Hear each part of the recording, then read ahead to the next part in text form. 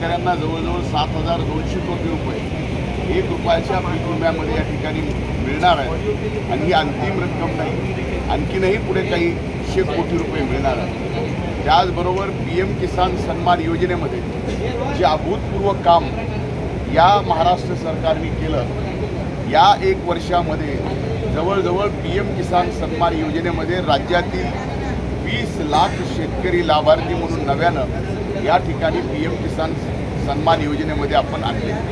एवढंच नाही तर या राज्यामध्ये मायक्रो ड्रीप आणि ड्रीपचं या ठिकाणी फार मोठं काम आपण कृषी विभागाच्या मार्फत केलं।